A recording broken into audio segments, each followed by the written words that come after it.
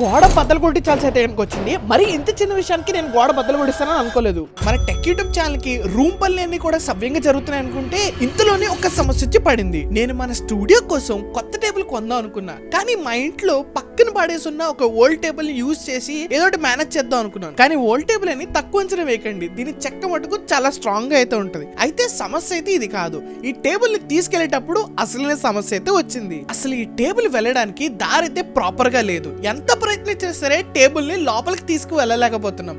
ఏం చేసినా ఇంకా ప్రయత్నాలు అన్ని విఫలం అవడంతో గోడని బద్దలు కొట్టాల్సి వచ్చింది. ఫైనల్లీ ఎన్ని కుస్తీలు పడ్డాక టేబుల్ అయితే స్మూత్ గానే లోపలికి అయితే వచ్చేసింది. అన్నట్టు చెప్పడం మర్చిపోయాను, మన కార్పెంటర్ తో డిఫరెంట్ ప్లైవుడ్స్ అయితే కనుక ఇలా ప్లేట్స్ లాగైతే చేపించాను. ఎందుకంటే టాప్ ఒక డిజైన్, బాటమ్ ఒక డిజైన్, మనం డిఫరెంట్ ప్రొడక్ట్స్ చూపించేటప్పుడు ఇలా ప్లైవుడ్స్ మన టేబుల్ మీద పెట్టుకుని మార్చుకుంటా ఉంటే వీడియోకి అందంగా ఉంటదండి.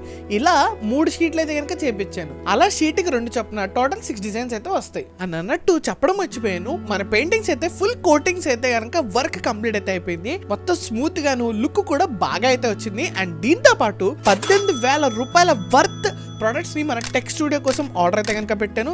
ఇంతకీ ఏం పెట్టుంటారంటారు? అది తెలుసుకోవాలంటే నెక్స్ట్ వీడియో కోసం వెయిట్ అయితే చేయండి. అండ్ నా యొక్క జర్నీలో భాగం కావడానికి ఫాలో కొట్టడం మటుకు మర్చిపోద్దు.